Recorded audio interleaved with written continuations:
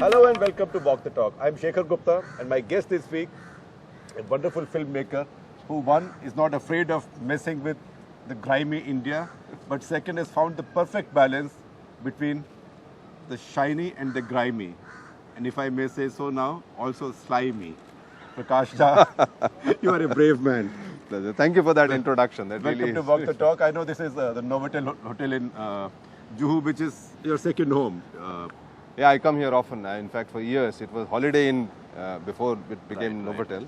But I really like this place. I used to work out here and stay in the rooms here, and have worked on several scripts here. Right. So this is a bit of a Karam Bhumi for you. Absolutely. But the description, you said you liked it. Why? Shiny, grimy, slimy.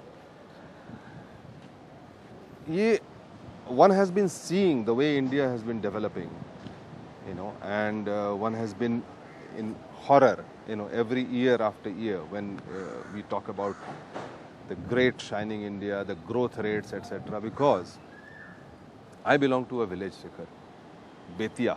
You have been there. I've been there, at least for 4 nights. we sampled the delights of Hotel Kisan. And in any 2005 elections. Any expressway in this country now, Right. 4 lanes or 7 lanes, whichever, and you just have to get off about 2 kilometers and you start seeing the real India of 50 I years. can't resist reminding you of what a highway is called in Bihar. The people say, "For Lenua mein jaiye." For Lenua mein jaiye. Bypass se nikal jaiye. Bypass se nikal jaiye. For Lenua mein jaiye. So, 75%, 77% of the population of this country is still looking for opportunities, still trying to understand what all this growth is all about.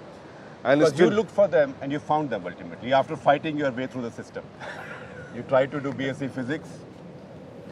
You tried to go to FTII. You tried to become a painter, right? Yeah, I came to Mumbai to become a painter From a village in Betia, the backward of the backward. And in this neighborhood, was my first encounter with filmmaking. I one day came to see a film shooting in the hotel next door, Sun and Sand. Yeah, Sun and Sand is where the villain used to hold court in all the films. 60s movies, yes. 16 movies, you used to see that. Right. So that's how life began. But we're talking about India. We're talking about real India, and that is what continuously engages my mind. Like, any development, anything, whether it is Mandal Commission or free market economy or any, government scheme or any kind of social change, I get engrossed in it. I try to study it and see what effect it has brought on the grassroots level and the psyche of the society, and try to find stories there. But it's one thing to do like boutique rural cinema. It's quite another to do mainstream Bharat cinema. What's the difference? Damul was a bit of a boutique. It was a parallel cinema. It was art cinema. Yes. Yeah. I did that kind of cinema for 5 years. I did Damul, I did Parinati. Right. And a whole bunch of documentaries. But eventually, one has to